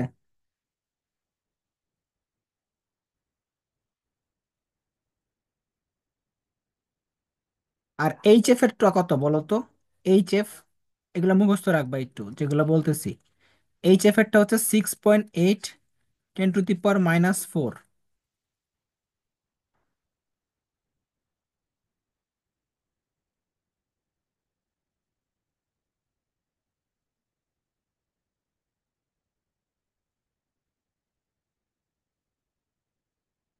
তারপরে অ্যাসিটিক অ্যাসিড এবং ফর্মিক অ্যাসিডেরটা মনে রাখবা। Acetic acid, formic acid.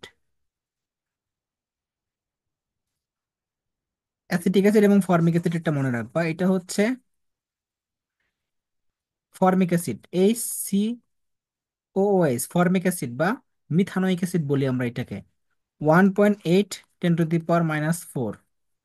আর অ্যাসিটিক অ্যাসিডেরটা হচ্ছে তোমার 1.8 10⁻⁵।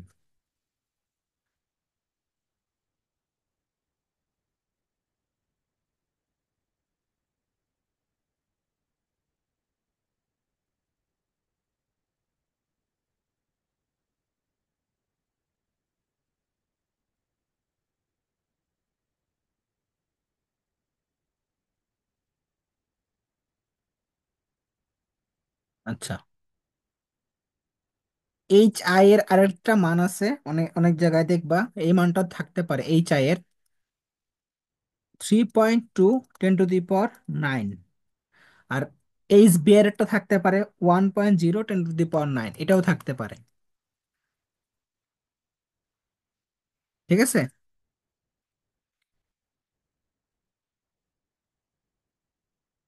আর এই সেলরটা বেশিরভাগ জায়গায় এটাই দেওয়া।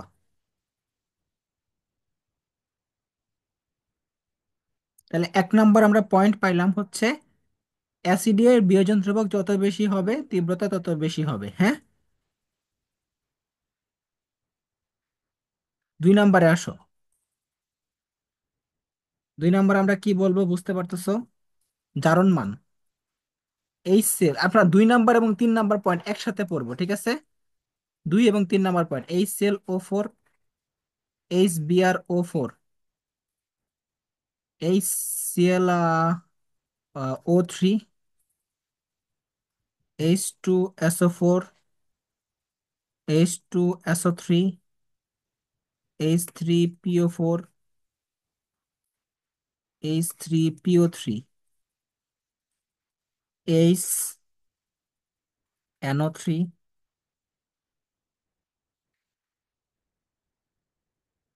HNO2,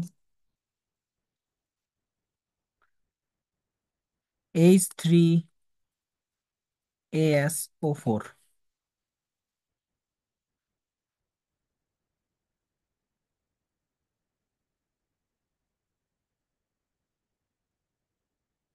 তাহলে দেখো, ক্লোরিনের মান কত হবে এখানে, কেন্দ্রীয় মৌলের জারণ মান কত? অক্সিজেন যদি -2 হয়, হাইড্রোজেন হচ্ছে +1, আর এটা হবে +7, তাই না? এটাও +7 হবে। এটা যে -2 হয়, +1, এটা হবে +5, এটা হবে +6, +4, +5,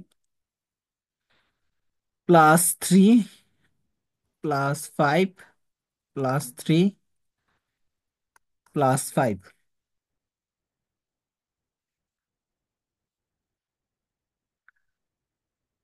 এখন সবচেয়ে তীব্র কোনটা, এবং যদি জারণ মান একই হয় তখন কি দেখতে হবে? সবচেয়ে তীব্র হচ্ছে HClO4, এটার নাম হচ্ছে পারক্লোরিক অ্যাসিড। কি অ্যাসিড? Perchloric acid. তার মানে যার কেন্দ্রীয় মৌলের জারণ মান সবচেয়ে বেশি, সেটাই সবচেয়ে তীব্র, তীব্র অ্যাসিড। যখন জারণ মান সমান হবে তখন দেখতে হবে আকার। যার আকার ছোট তার তীব্রতা বেশি। দুইজনের +7, কিন্তু একজনের আকার ছোট, ক্লোরিনের, সুতরাং এইটা বেশি তীব্র। তাহলে HClO4 > HBrO4। বুঝতে পারছো? আচ্ছা, তারপরে এদের পরে সবচেয়ে তীব্র কে? সালফিউরিক অ্যাসিড, কারণ +6, এটা সবচেয়ে তীব্র। তারপর কে? +5। এখন +5 কয়জনের আছে এখানে? একজনের আছে, দুইজনের আছে। তাহলে যার আকার ছোট তার তীব্রতা বেশি, অর্থাৎ নাইট্রোজেনের তীব্রতা বেশি, অর্থাৎ নাইট্রিক অ্যাসিড, তারপরে ফসফরিক অ্যাসিড। বুঝতে পারছেন? আরেকজন +5 আছে, সেটাকে এই আরেকটাই যে আর্সেনিক, এটারও +5। তাহলে নাইট্রোজেন, ফসফরাস, আর্সেনিক তিনজনই কিন্তু একটা গ্রুপেরই মৌল, সেটা হলো 15 নাম্বার গ্রুপ। নাইট্রোজেনটা হলো 2 নাম্বার পর্যায়, ফসফরাস 3 নাম্বার পর্যায়, আর আর্সেনিকটা 4 নাম্বার পর্যায়। তাহলে যার আকার ছোট তারই তীব্রতা বেশি, যার আকার বড় তার তীব্রতা কম। তাহলে যার +4 তার তীব্রতা কম, যার +3 তার তীব্রতা কম। বুঝতে পারছো? ক্লিয়ার হয়েছে? আর কোনো কনফিউশন? এটা দিয়ে কি আসবে? খ নাম্বারে কোশ্চেন আসবে, অবজেক্টিভ আসবে, এই কয়টা থেকেই। এই কয়টা থেকেই তোমাকে বলবে যে দুইটা অ্যাসিড দিবে, বলবে যে কোনটি অধিক তীব্র এবং কেন। ঠিক আছে? দুইটা বা তিনটা এরকম দিয়ে দিবে, বলবে কোনটি বেশি তীব্র এবং কেন। তখন তোমাকে ব্যাখ্যা দিতে হবে কি অনুযায়ী? কেন্দ্রীয় মৌলের জারণ মান এবং আকার দিয়ে। বুঝতে পেরেছো? তাহলে অবজেক্টিভে আসবে নিচের কোনটি সবচেয়ে বেশি তীব্র, এই অবজেক্টিভটা। কনফিউশন আছে বলো, কনফিউশন থাকলে বলো।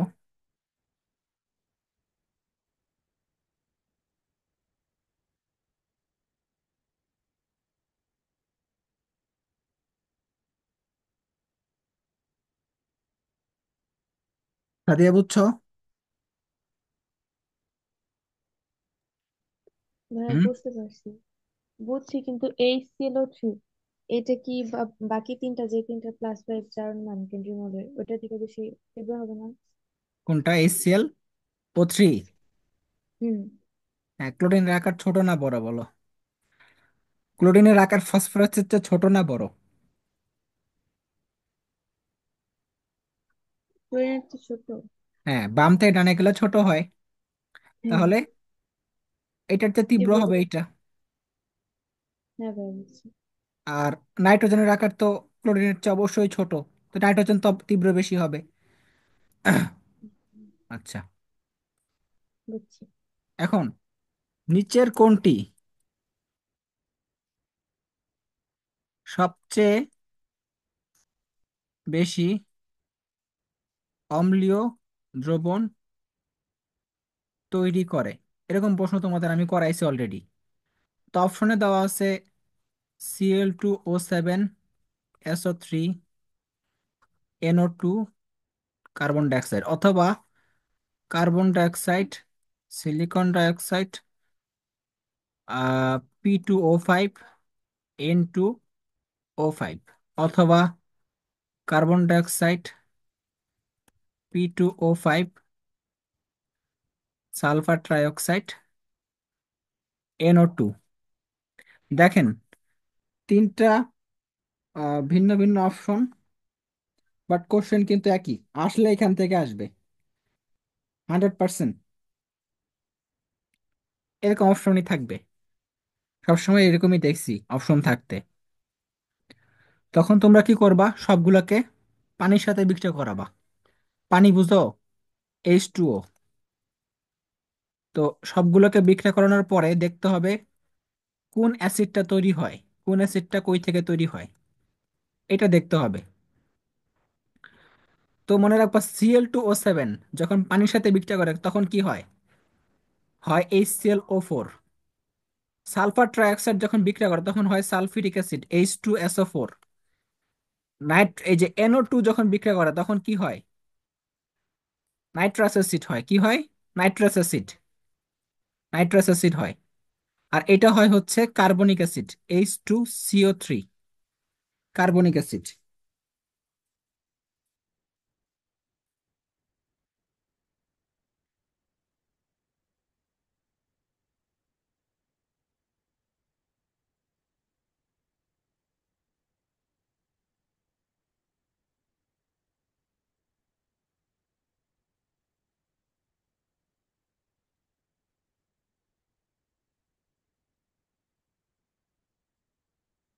মনে থাকবে? তাহলে বলো তো, এটা যখন তুমি বের করতে পারলা তখন দেখবা কেন্দ্রীয় মৌলে জারণ মান কোনটার বেশি। কেন্দ্রীয় মৌলে জারণ মান হচ্ছে এইটার বেশি, বা এটা +6, এটা +3, আর এটা হলো তোমার উম কত, +4। তাহলে কি সবচেয়ে তীব্র কোনটা? এই যে এইটা সবচেয়ে বেশি অম্লীয় দ্রবণ তৈরি করবে হচ্ছে Cl2O7। 2 নম্বর অপশনে কি হবে উত্তর? 2 নাম্বার যেটা দিছি, বলো তো, পাশেরটাতে কি হবে?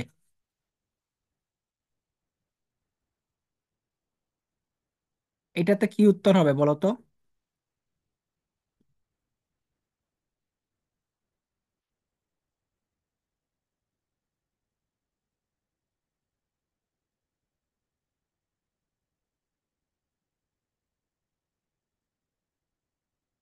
কার্বন ডাইঅক্সাইড তো হবেই না, এই দুইটা তো বাদ প্রথমেই।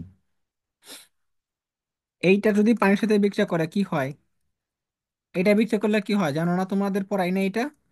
Phosphoric acid, H3PO4। আর এটা হয় নাইট্রিক অ্যাসিড, HNO3।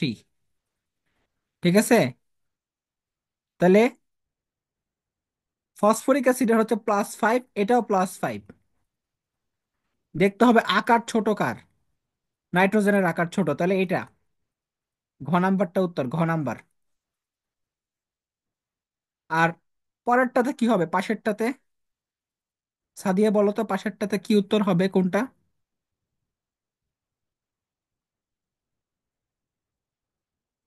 হ্যাঁ,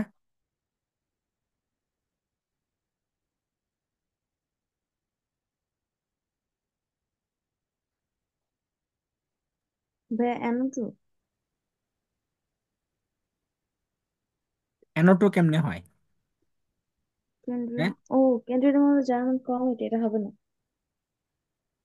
এটা যদি পানির সাথে বিক্রিয়া করলে কি কি বলছে, এটা পানির সাথে বিক্রিয়া করলে হবে নাইট্রাস অ্যাসিড, HNO2, এটা হবে। ভাই আমি ভাবছিলাম যে কেন্দ্রীয় মধ্যে জার্মান এটা কম, তাই এটা পরে খেয়াল করতে কেন। আর অম্লীয় বেশি, অম্ল দ্রবণ তৈরি করে কোনটা বেশি, যার পানির সাথে বিক্রিয়া করার পরে যেটা যে অ্যাসিডটা সবচেয়ে বেশি তীব্র ওইটা। H3PO4 এটা হবে, P2O5। P2O5। হুম। কেন সালফার SO3 হবে ও না? না ভাইয়া, খেয়াল নাই, আমি খালি কম দেখে বেশি বলে ফেলি। তুমি এত কিছু ভাববা না। অপশনে যদি তোমার Cl2O7 থাকে, এটাই উত্তর। যদি Cl2O7 না থাকে, তাহলে সালফার ট্রাইঅক্সাইড উত্তর, চোখ বন্ধ কইরা। যদি Cl2O7 অপশনে থাকে, ওইটাই উত্তর। আর ওটা না থাকলে SO3 উত্তর। কথা ক্লিয়ার? বুঝতে পারছো? আর জি বেশি ভাই। ট্রিকি কোশ্চেন করলে তোমাকে এই যে এরকম করতে পারে, মাঝখানের যে অপশনটা দেওয়া আছে, মাঝখানের যে প্রশ্নটা, অপশনগুলো, এটা কিন্তু ট্রিকি উত্তর হবে। তোমাকে প্রথমে জারণ মান বের করতে হবে, পরে দেখতে হবে কোনটার আকার ছোট, কারণ দুইজনেরই কিন্তু জারণ মান সমান। এটা করে অ্যাডমিশনে যায়, অ্যাডমিশনে কিন্তু এরকম ট্রিকি কোশ্চেন করে। আচ্ছা, আগে এত আগে বুঝবা যে কোনটা উত্তর হবে, আগে পানির সাথে এইটা করাবা তারপরে। নিচের প্রশ্নটা লেখো, নিচের কোন দ্রবণটির পিএইচ সর্বাধিক? 0.1 molarity HCl, 0.01 molarity sulphuric acid, 0.0 molarity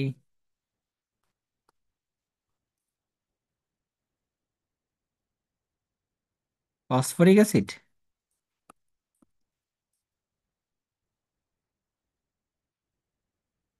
কোন দ্রবণটার পিএইচ সর্বাধিক, কে বলতে পারবা?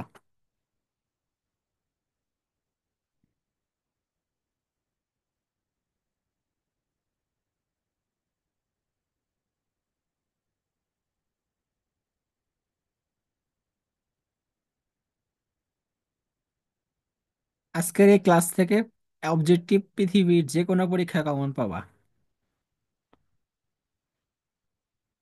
মানে বাংলাদেশের আর কি, যে কোনো পরীক্ষা কমন পাবা। পিএইচ সর্বাধিক বলছি, তার মানে পিএইচ বেশি কোন দ্রবণের?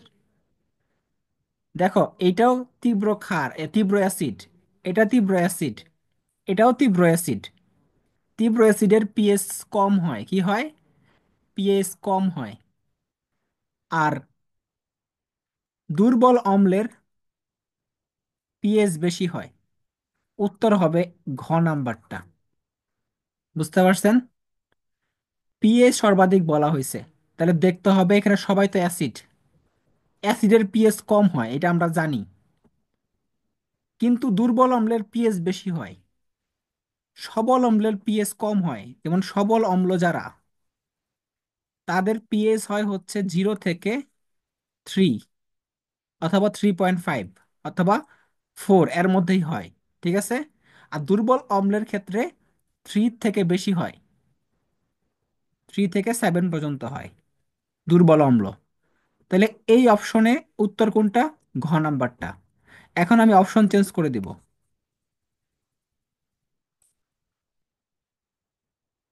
অপশনে দেওয়া আছে 0.1 মোলারিটি সালফিউরিক H2CO3 Na2CO3। বলেন কোনটা হবে উত্তর?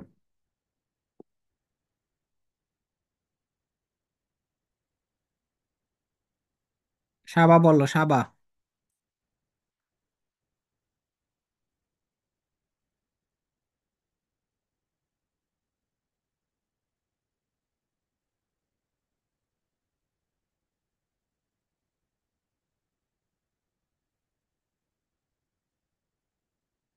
পারবা কি পারবা না?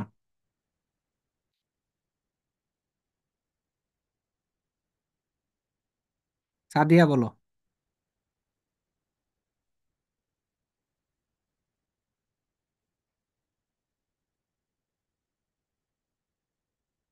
সাদিয়া বলো, কোনটা হবে?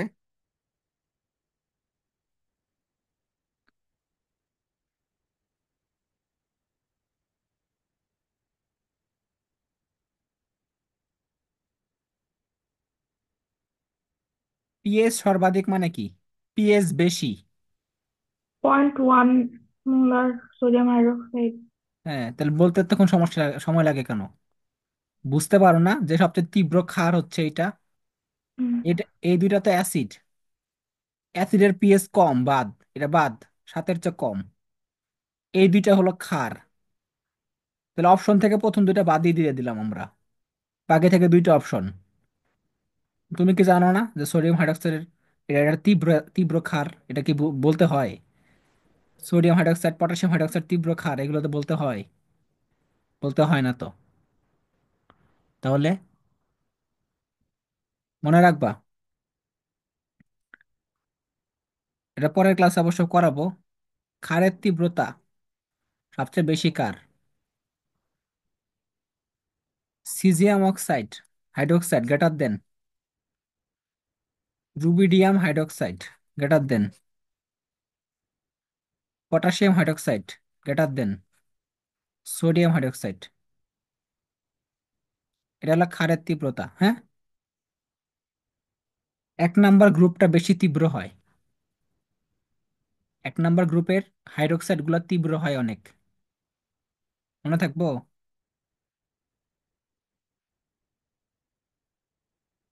দুই নাম্বার গ্রুপের ক্ষেত্রে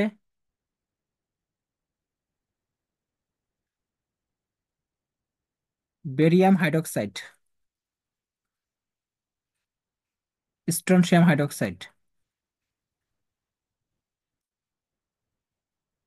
ক্যালসিয়াম হাইড্রোক্সাইড গ্রেটার দেন ম্যাগনেসিয়াম হাইড্রোক্সাইড। বুঝছো?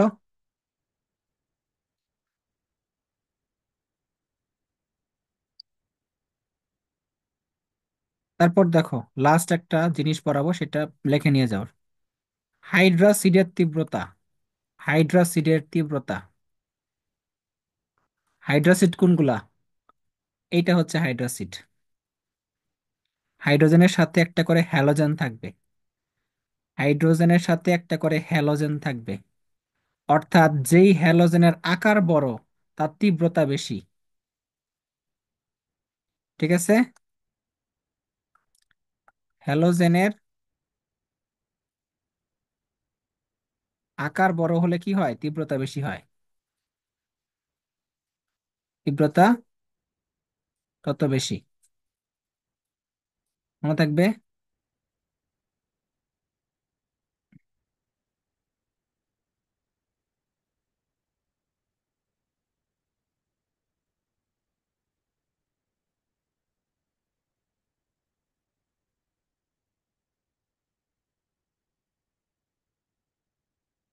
লেখা শেষ হয়ে গেলে যদি বুঝতে পারো সবকিছু, তাহলে আজকের মতো ক্লাস শেষ।